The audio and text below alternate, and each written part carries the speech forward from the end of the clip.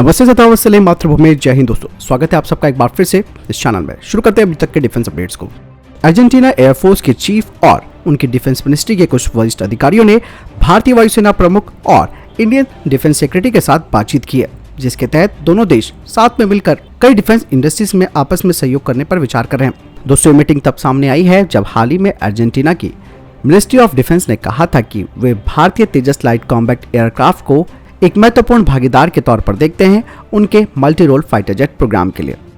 अभी दोस्तों, कल के डिफेंस अपडेट में मैंने आपको बताया था कि 155 mm की धनुष हाउसर का सफल परीक्षण किया गया, लेकिन अब कहा जा रहा है कि इसके बाद 155 mm की ATAGS का भी लास्ट राउंड टेस्टिंग की जा रही है और इन्हें अगले कुछ दिनों में आयोजित किया जाएगा और उम्मीद यही है कि ATAGS भी अपनी उम्मीदों में खरी उतरेगी।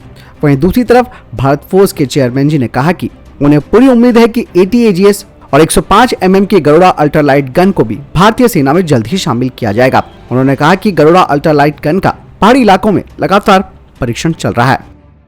भारतीय सेना जापानी आर्मी के साथ काउंटर टेरर एक्सरसाइज कर रही है और ऐसे में भारतीय सेना ने अपने फेसबुक पेज से कुछ तस्वीरें जारी की, जिसमें कि कल्याणी ग्रुप का एनहांस कोलैबोरेटिव ऑटोनॉमस सिस्टम दिखाया जा रहा है, जिसका इस्तेमाल भारतीय सेना कर रही है। आपको बता दें कि कल्याणी ग्रुप का ECARS यानी कि एनहांस कोलैबोरेटिव ऑटोनॉमस सिस्टम एक मल्टी मिशन और मल्टी सेंसर और all terrain amphibious unmanned vehicle है, जिसमें कई तरीके के एडवांस उपकरण और सॉफ्टवेयर लगे हैं और इसका इस्तेमाल विशेष तौर पर सर्विलांस, सुरक्षा और रेस्क्यू ऑपरेशन के लिए किया जाता है।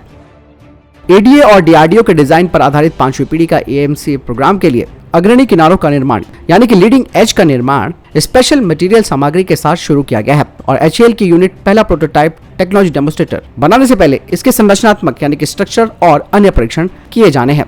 लीडिंग एज फ्लैप एक छोटा सा एक्सटेंशन होगा एयरक्राफ्ट के फॉरवर्ड विंग सरफेस पर, जिससे कि एयरक्राफ्ट का air flow, high angle attack और लोअर स्पीड क्षमता में सुधार होगा। इसके अलावा इसकी हैंडलिंग भी काफी आसान होगी। HAL अब AMCA के क्रिटिकल डिजाइन रिव्यू के तहत जो पार्ट्स हैं उनका निर्माण करना शुरू करेगा और इसके अलावा aircraft level critical design review जुलाई 2022 में पूरा हो जाएगा और HAL के अनुसार पहला टेक्नोलॉजी डेमोन्स्ट्रेटर 2023 में सामने आएगा और 2024 में इसकी पहली फ्लाइट की जाएगी, लेकिन दूसरा जो टेक्नोलॉजी डेमोन्स्ट्रेटर आएगा 2025 में, उसका इस्तेमाल डेवलपमेंटल फ्लाइट ट्रायल्स के लिए इस्तेमाल किया जाएगा। यही नहीं, इसके अलावा दोस्तों HAL नेवल तेजस मार्क 1 NP5 पर काम चल रहा है, जिसका निर्माण पूरा हो चुका है और इसका भी टेस्ट अगले कुछ दिनों में किया जाएगा।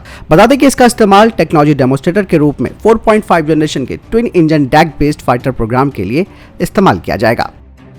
पाकिस्तानी वायुसेना का एक विमान दुर्घटनाग्रस्त हो गया और ये दुर्घटना पाकिस्तान के पंजाब प्रांत के मियां चन्नू नामक जगह पर हुई है। हालांकि इस बारे में कोई जानकारी नहीं मिली है कि विमान में सवार पायलट की क्या स्थिति है। इससे पहले पाकिस्तानी वायुसेना का एक ट्रेनर विमान अगस्त में पंजाब प्रांत के अटक इलाके के पास प्रशिक्षण अभ्यास के दौरान दुर्घटनाग्रस्त हो गया था। हालांकि ये नहीं बताया जा रहा कि पाकिस्तान का कौन सा फाइटर जेट ये क्रैश हुआ है, लेकिन कुछ रिपोर्टें ये आ रही हैं कि यह पाकिस्तान का JF-17 विमान हो सकता है।